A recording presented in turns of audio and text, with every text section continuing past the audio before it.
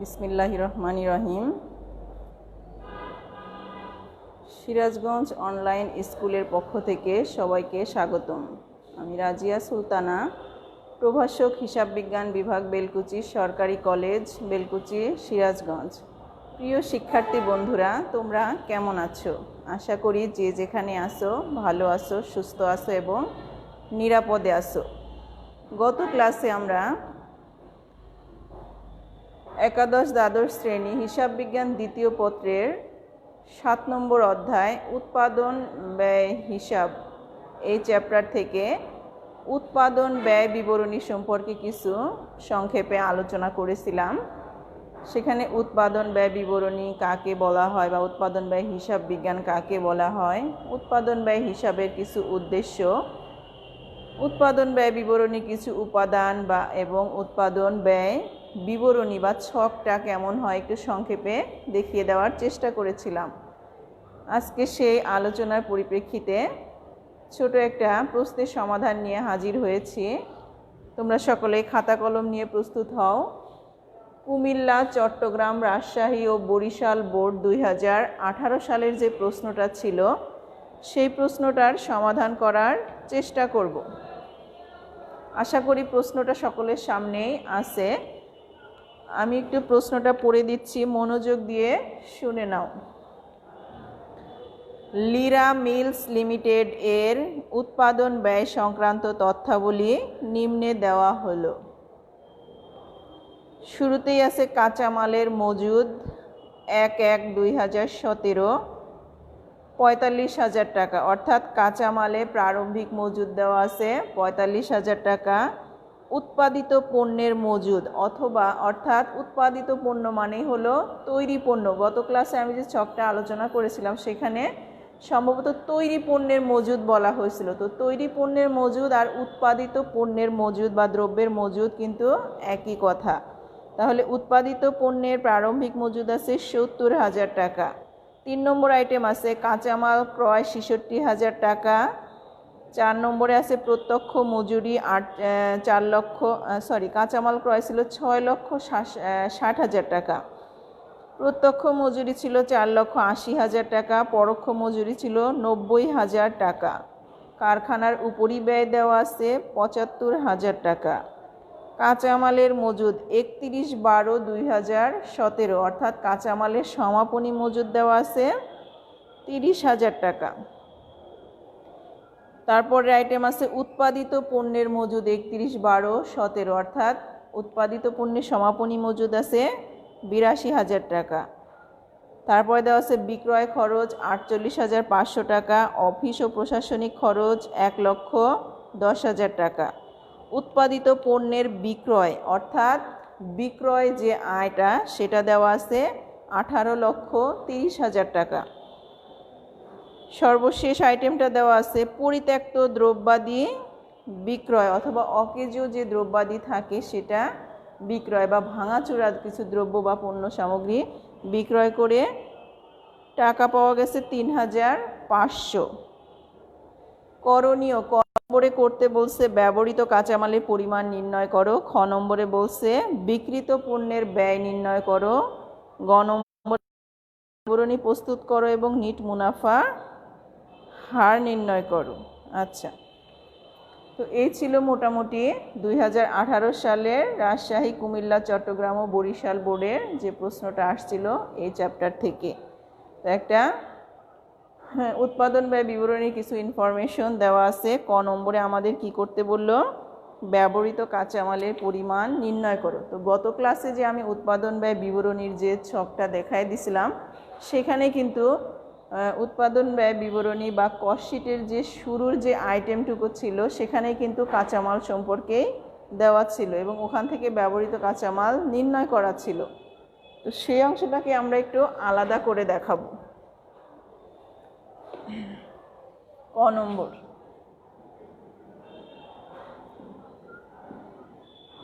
ব্যবহৃত কাঁচামালের ব্যয়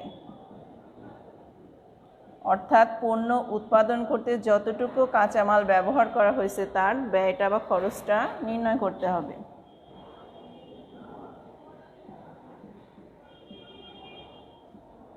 নির্ণয়। ছোট্ট একটা ছকের মাধ্যমে আমরা নির্ণয় করতে পারি।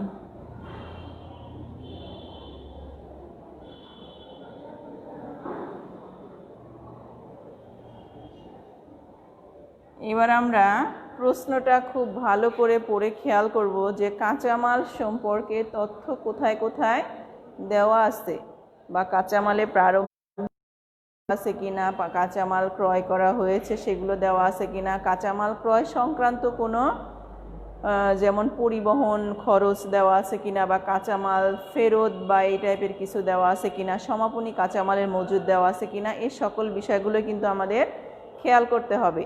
তো প্রশ্নের শুরুতেই কাঁচামালের প্রারম্ভিক মজুদ দেওয়া ছিল ৪৫,০০০ টাকা। তাহলে এটাকে আমরা বিবরণ টাকা, শুরুতেই কাঁচামালের প্রারম্ভিক মজুদ, কাঁচামালের প্রারম্ভিক মজুদ যেটা ১ তারিখে দেওয়া ছিল ১/১/২০১৭ এবং সর্বপ্রথম আইটেমটা ছিল ৪৫,০০০ টাকা। এবার ৩ নম্বর আইটেমে ছিল কাঁচামাল ক্রয়। আচ্ছা, এই ক্রয় বাবদ বা কাঁচামাল ক্রয় করা বাবদ এর সাথে আর কোনো ইনফরমেশন দেওয়া নাই, তাহলে সরাসরি যোগ করে দেব কাঁচামাল ক্রয়।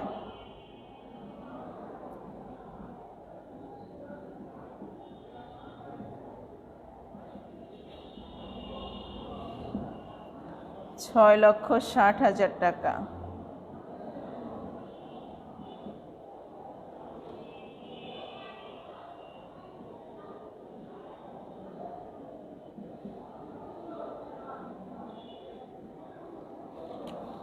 তাহলে ৪৫,০০০ ছিল কাঁচামালের প্রারম্ভিক মজুদ, তার সাথে যোগ করব চলতি বছরে যে কাঁচামাল যে নতুন করে ক্রয় করা হয়েছে সেটা ছিল ৬,৬০,০০০। তাহলে ৬,৬০,০০০ সাথে যদি ৪৫,০০০ টাকা যোগ করি, যোগফল আসবে ৭,০৫,০০০ টাকা।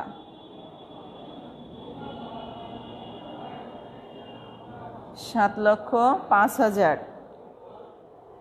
এরপরে দেখি, দেখো মাঝামাঝিতে কাঁচামালের মজুদ ৩১/১২/২০১৭, অর্থাৎ কাঁচামালের কিছু সমাপনী মজুদ দেওয়া আছে, অর্থাৎ পণ্য উৎপাদন করতে যে কাঁচামালটুকু কাজে লাগে নাই বা বেঁচে গেছে সেটা হলো সমাপনী মজুদ, বাদ কাঁচামালের সমাপনী মজুদ।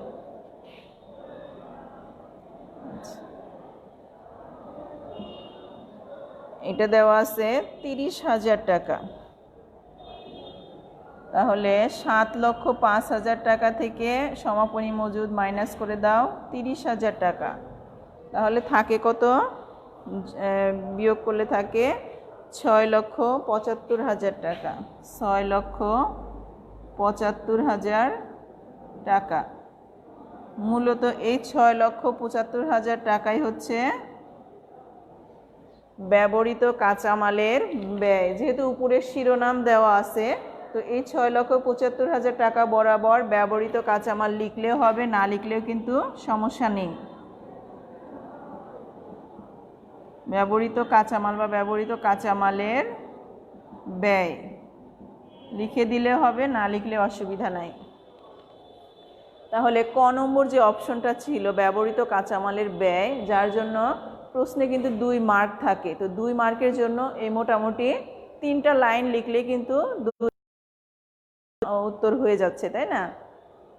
তো কাঁচামালের ক নম্বর আইটেম শেষ হলো। এবার খ নম্বরে বলছে বিক্রিত পণ্যের ব্যয় নির্ণয় করো। আচ্ছা, তো গত ক্লাসে আমরা উৎপাদন ব্যয় বিবরণী নির্ণয়ের যে ছকটা সংক্ষেপে দেখিয়ে দিয়েছিলাম, তার মধ্যে কিন্তু শুরু থেকে ধাপে ধাপে যদি আমরা সাজিয়ে বিভিন্ন ব্যয়গুলোকে লিখি, এক পর্যায়ে যেয়ে কিন্তু দেখা গেল যে সেখানে কিন্তু বিক্রিত পণ্যের ব্যয়টা বের হয়ে গিয়েছিল, তাই না? তো আমরা মূলত এখানে উৎপাদন ব্যয় বিবরণীরই কিছু অংশ বিশেষ করব, বা পুরাটা করব না, আংশিক করব। আংশিক করলে কিন্তু বিক্রিত পণ্যের ব্যয়টা বের হয়ে যাবে। এখানে কিন্তু বলছে যে বিক্রিত পণ্যের ব্যয় নির্ণয় করো। আচ্ছা, তাহলে শুরুতেই আমরা দেখি যে কোন কোম্পানির অঙ্কটা দেওয়া ছিল, তাই না? এটা কোম্পানির নাম ছিল লিরা মিল। যে কোনো হিসাব করতে গেলে কিন্তু প্রতিষ্ঠান বা প্রতিষ্ঠানের নাম থাকলে সেটা কিন্তু অবশ্যই শুরুতে লিখে দিতে হবে।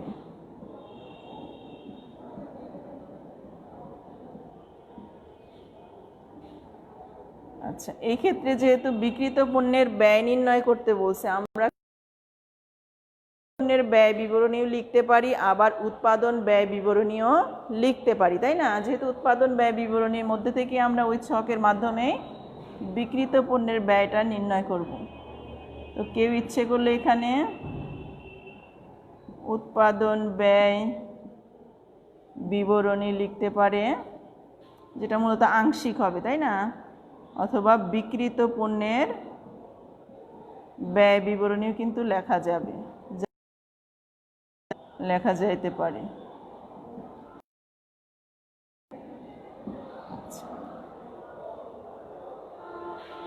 যেহেতু আমাদের এই উপরে কিন্তু হিসাবকাল ওইভাবে স্পষ্ট দেওয়া নাই, কিন্তু বিবরণে যে বা ইনফরমেশনগুলো যে দেওয়া আছে তার মধ্যে কিন্তু দেখা যাচ্ছে যে প্রারম্ভিক মজুদগুলো ছিল 1/1/2017 এবং সমাপনী মজুদগুলো ছিল 31/12/2017। তাহলে মূলত আমরা কি করব? ডিসেম্বর 31, 2017 সালের অঙ্ক করব, তাই না?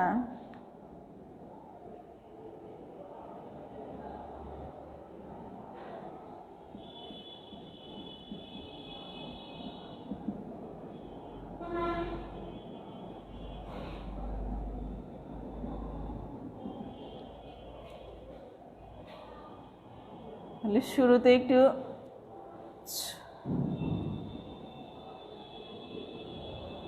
ছকটা টেনে নিই।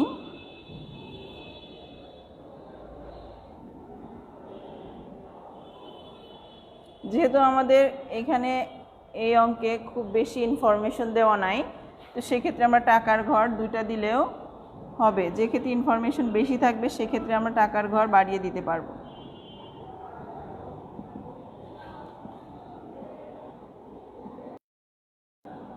আচ্ছা, তো উৎপাদন ব্যয় বিবরণী তৈরি করতে শুরুতে আমরা কি দিয়েছিলাম গত ক্লাসে? কাঁচামালের কিছু প্রারম্ভিক কাঁচামাল ক্রয় থাকলে মোট কথা শুরুতে আগে মুখ্য ব্যয় নির্ণয় করে নিতে হবে, যার জন্য আমাদের কাঁচামালের তথ্যগুলো দরকার, বা কাঁচামালের যে ব্যবহার হয়েছে বা ব্যবহৃত কাঁচামাল কতটুকু সেটা আমাদের শুরুতেই। কিন্তু আমরা ক নম্বর অপশনে কিন্তু অলরেডি কাঁচামাল যে ব্যবহৃত কাঁচামালের ব্যয়টা কিন্তু অলরেডি নির্ণয় করেই ফেলেছি। সেক্ষেত্রে কিন্তু এখানে এসে আর দ্বিতীয়বার নির্ণয় করার দরকার নাই, সরাসরি ফলাফলটা এনে নামিয়ে দিলেই কিন্তু হবে। তাহলে আমরা শুরুতেই লিখি ব্যবহৃত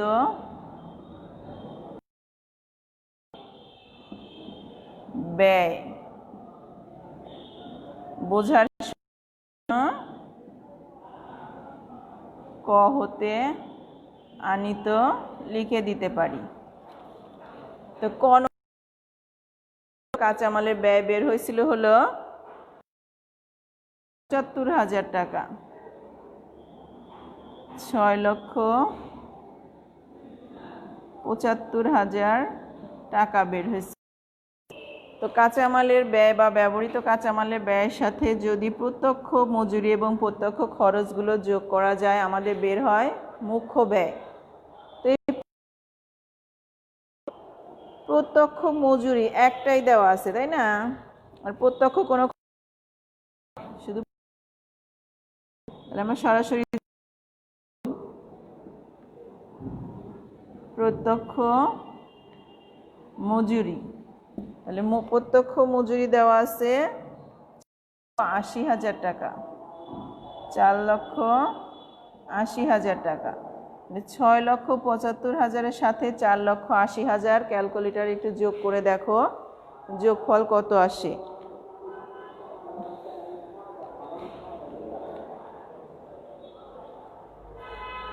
এখানে 11,55,000 টাকা যোগফল আসার কথা, একটু যোগ করে দেখো। 11,55,000 টাকা। এই 11,55,000 টাকার নামই হলো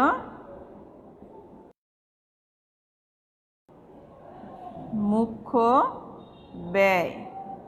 আচ্ছা,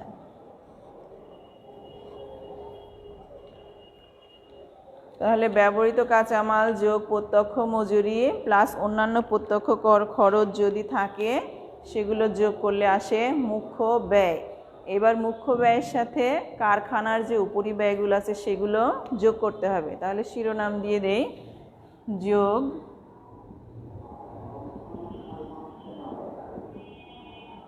কারখানা উপরিব্যয়। আমরা গত ক্লাসে সংক্ষেপে একটু কয়েকটা উদাহরণ দিয়ে দেখানোর চেষ্টা করেছিলাম যে মধ্যে নর্মালি প্রশ্নে যে আইটেমগুলো থাকে তার মধ্যে পরোক্ষ মজুরি, পরোক্ষ কাঁচামাল, কারখানার খরচগুলো কারখানা উপরিব্যয়ের মধ্যে আসবে। একটু খেয়াল করে দেখি যে এখানে আমাদের পরোক্ষ কাঁচামাল বা পরোক্ষ মজুরি এবং অন্যান্য কারখানার উপরিব্যয়গুলো আছে কিনা। শুরুতেই দেখো 5 নম্বর যে আইটেমটা পরোক্ষ মজুরি কিন্তু আছে এর মধ্যে। লিখি পরোক্ষ মজুরি আছে হলো 90,000। তার নিচে আছে কারখানার উপরিব্যয়, সরাসরি দেওয়া আছে কারখানার উপরিব্যয় 75,000। পরোক্ষ কোনো কাঁচামাল দেওয়া নাই, প্লাস অন্য কোনো খরচ কিন্তু এখানে দেওয়া নাই, এই দুইটা আইটেমই দেওয়া আছে। এই দুইটা যোগ করি, 90,000-এর সাথে 75,000 যোগ করো, কত আসে?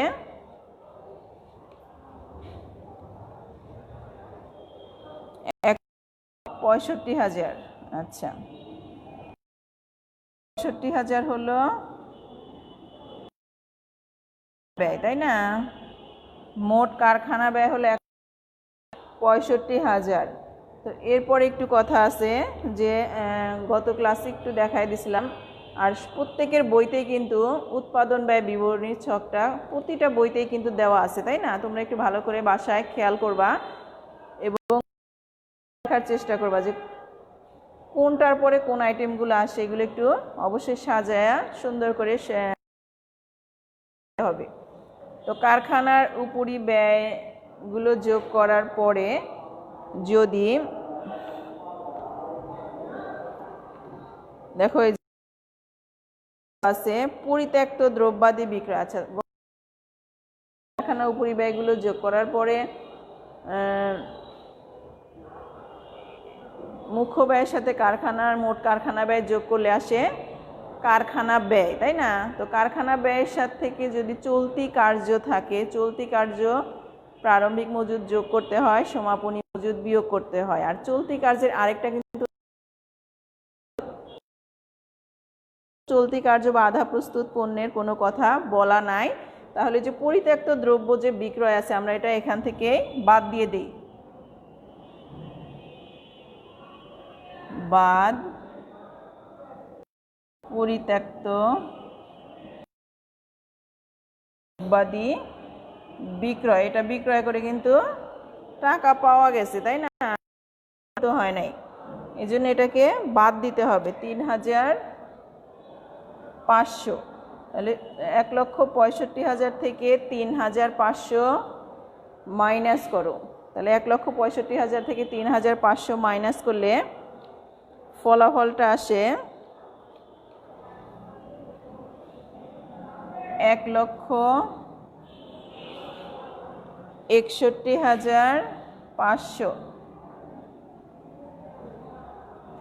1,61,500। এখন উপরে ছিল আমার মুখ্য ব্যয়, মুখ্য ব্যয়ের সাথে মোট কারখানা ব্যয় 1,65,500 যোগ করো, যোগ করলে আসবে, রেজাল্ট আসবে হলো, সরি একটু বলতে ভুল, শুরুতে ছিল 11,55,000, তার সাথে 1,61,500 যোগ করো, যোগ করলে আসবে 13,16,500। অ্যামাউন্টটা একটু বেশি বড় তো, 13,16,500। এই 13,16,500 হবে উৎপাদন ব্যয়, কারণ এখানে কিন্তু আধা প্রস্তুত পণ্য বা চলতি কার্যের কোনো ইনফরমেশন দেওয়া নাই। যদি এই ক্ষেত্রে চলতি কার্যের ইনফরমেশন দেওয়া থাকতো সেক্ষেত্রে সেটা সমন্বয় করার পরেই কিন্তু উৎপাদন ব্যয় আসতো, যেহেতু সেই ধাপটা নাই তাহলে এই যে কারখানা ব্যয়টাই কিন্তু উৎপাদন ব্যয় হিসেবে লিখতে হবে, তাই না?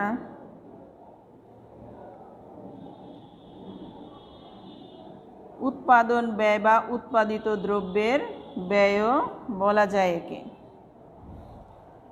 তাহলে আমাদের উৎপাদন ব্যয় আসলো কত? 13,16,500। এবার এই উৎপাদন ব্যয় বা উৎপাদিত দ্রব্যের ব্যয়ের সাথে যদি তৈরি পণ্য বা উৎপাদিত পণ্যের কোনো প্রারম্ভিক মজুদ থাকে সেটা যোগ করতে হবে, আর উৎপাদিত দ্রব্যের যদি কোনো সমাপনী মজুদ থাকে সেটা বিয়োগ করতে হবে। দেখো শুরুতেই 2 দ্রব্যের বা পণ্যের মজুদ 1,17, তার মানে উৎপাদিত দ্রব্যের বা সেটা যোগ করতে হবে, যোগ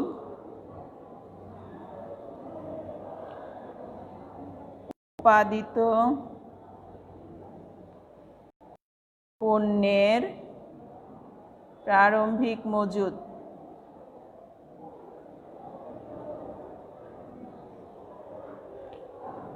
70,000। 13,16,000-এর সাথে যদি 70,000 যোগ করি কত আসবে? 13,86,500। আচ্ছা, এই 13,86,500 টাকা, এটারও কিন্তু একটা নাম দেওয়া যায়। এর নাম দেওয়া যায় কি?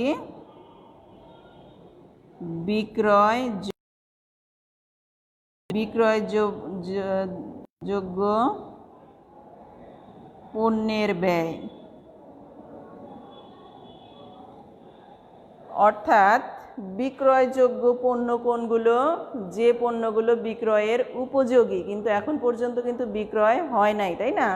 তাহলে 13,86,500 টাকার পণ্য হলো বিক্রয়যোগ্য বা বিক্রয় করা যাবে। এখন দেখি যে পুরোটা আসলে বিক্রয় 30/12/2017, অর্থাৎ এই যে 13,86,500 টাকার পণ্য যে উৎপাদিত হয়েছে এখান থেকে কিন্তু পুরাটা বিক্রয় হয় নাই, কিছু পণ্য বা তৈরি পণ্য বা উৎপাদিত পণ্য এখন কিছু বেঁচে আছে বা সমাপনী আছে যেটা এখনো বিক্রয় হয়নি। তাহলে যেটা বিক্রয় হয়নি তার ব্যয়টা তো ধরা যাবে না, তাই না?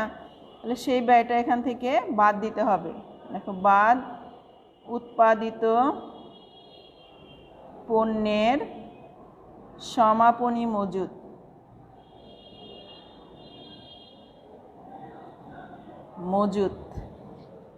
প্রশ্নে দেওয়া আছে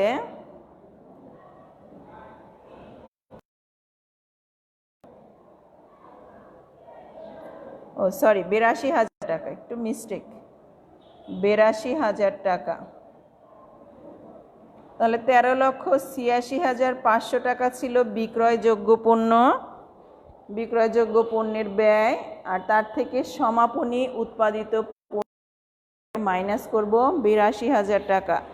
তাহলে আমাদের রেজাল্ট আসে কত? 13 লক্ষ মাইনাস করলে আসে 13,04,500। এই 13,04,500 হচ্ছে বিক্রিত পণ্যের ব্যয়।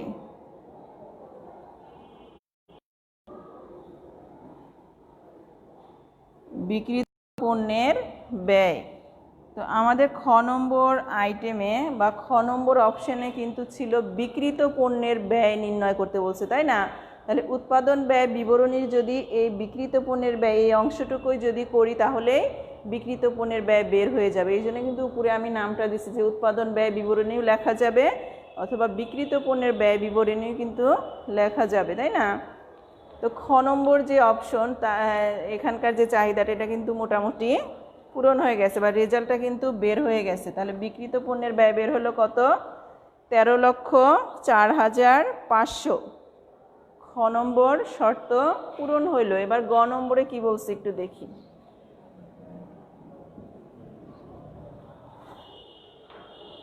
গ নম্বরে বলছে আয় বিবরণী প্রস্তুত করো এবং নিট মুনাফার হার নির্ণয় করো। আচ্ছা, তো আয় বিবরণী গত ক্লাসে শুধুমাত্র উৎপাদন ব্যয় বিবরণীটা দেখানো স্বল্পতার কারণে দেখাই, কিন্তু আয় বিবরণী কিভাবে তৈরি করতে হয় এটা কিন্তু সকলেই জানি, তাই না? যেমন আর্থিক বিবরণী চ্যাপ্টারে যে আমরা অঙ্ক করে আসছি সেখানে কিন্তু আয় বিবরণী বা ইনকাম স্টেটমেন্ট তৈরি করা ছিল। তো আয় বিবরণী মূলত বাদ দিতে হবে, আয় থেকে ব্যয়গুলো বাদ দিলেই নিট লাভ বা নিট লস বের হয়ে যায়। মূলত ওখানে যে ছকটা যেভাবে করে আসছে আয় বিবরণী এখানে কিন্তু সেভাবেই মূলত করতে হবে।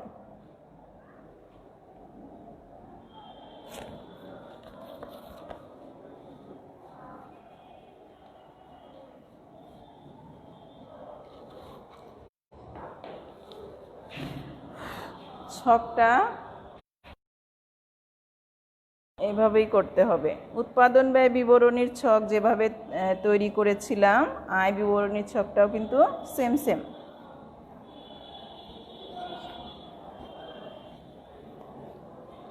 এভাবে একটা ছক টেনে নাও।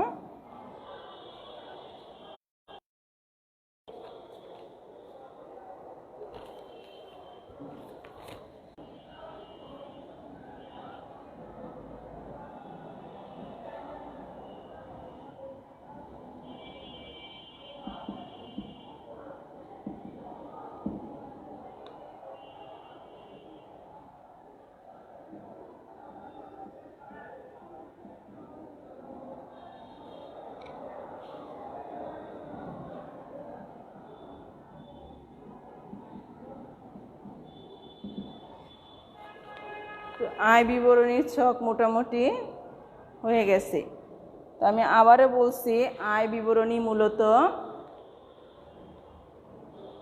আয় থেকে বিবরণীতে মূলত আয় থেকে ব্যয়গুলো বাদ দিলেই নিট ফলাফল বের হবে। তো এই যে প্রশ্নটা দেওয়া ছিল প্রশ্নটা একটু শেষের দিকে একদম শেষের আইটেম ছিল পরিত্যক্ত দ্রব্যাদি, তার উপরের আইটেমটাই ছিল উৎপাদিত পণ্যের বিক্রয়, অর্থাৎ বিক্রয় বাবদ যে আয় হয়েছে সেটা কিন্তু দেওয়া আছে।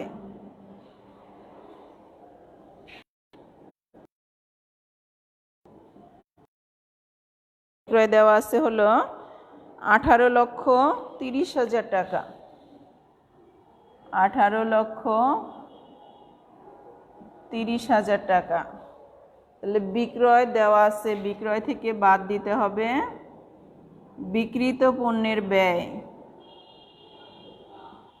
বিক্রিত পণ্যের ব্যয়। তো বিক্রিত পণ্যের ব্যয়ের ব্যয়ের যে পরিমাণ সেটা কিন্তু খ নম্বর অপশনে সেটা সরাসরি এখানে এনে বসায় দিলেই কিন্তু হয়ে যাবে। তো বিক্রিত পণ্যের ব্যয় বের হয়েছিল কত? আচ্ছা, যে বোঝার সুবিধার্থে এখানে খ হতে প্রাপ্ত বা আনিত আমরা লিখতে পারি, না লিখলেও কিন্তু সমস্যা নাই, জাস্ট বোঝার জন্য। হয়তো অনেকে বুঝতে না পারো বা খুঁজে না পাইতে পারো যে বিক্রিত পণ্যের ব্যয়টা কোথায় পাবো। তো বিক্রিত পণ্যের ব্যয় ছিল 13,04,500। 13,04,500। তাহলে 18,30,000 থেকে 13,04,500 বিক্রয় থেকে বিক্রিত পণ্যের ব্যয় বাদ দিলে বের হবে মোট মুনাফা, আর মোট মুনাফা থেকে গুলো বাদ দিলে বের হবে নিট মুনাফা। আচ্ছা, তাহলে 18,30,000 লিটারে মাইনাস করো 13,04,500, মাইনাস করলে আসে 5,25,500। যদি ভুল না হয় ক্যালকুলেশন করে দেখো, 5,25,500। এর নাম হলো মোট মুনাফা বা মোট লাভ।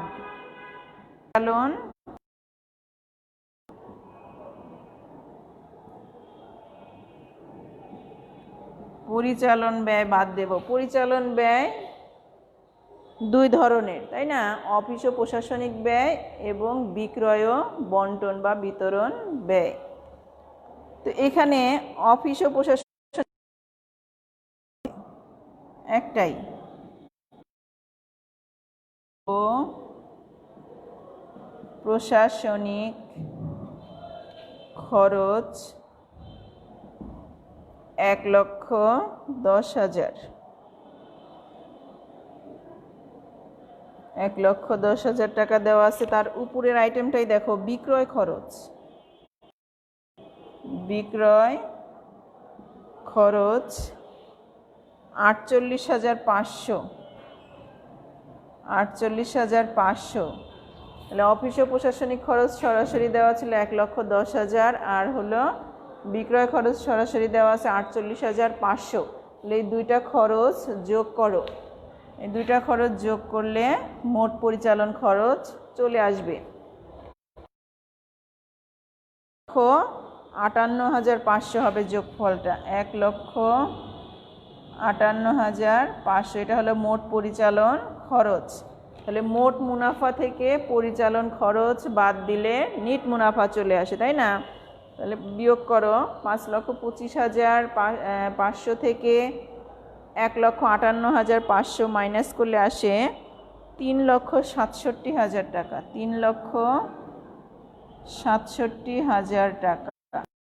এটাই ছিল মূলত নিট মুনাফা।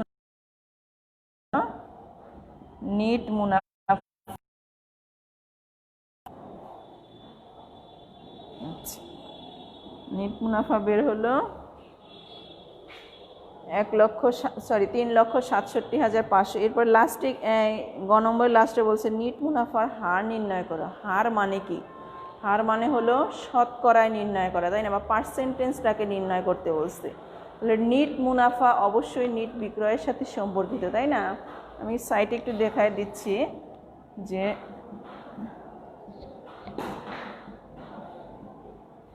নিট মুনাফার হার, ছোট্ট এক লাইনে হয়ে যাবে, হার সমান নিট মুনাফা ডিভাইডেড বাই নিট বিক্রয় গুণন 100। হার মানে শতকরা, 100 দিয়ে গুণন। আচ্ছা, তাহলে নিট মুনাফা কিন্তু এইমাত্র আমাদের বের হয়েছে। গ নম্বর যে অপশন ছিল সেখানে কিন্তু নিট মুনাফা বের হয়ে গেছে 3,67,000। 18 লক্ষ টাকা।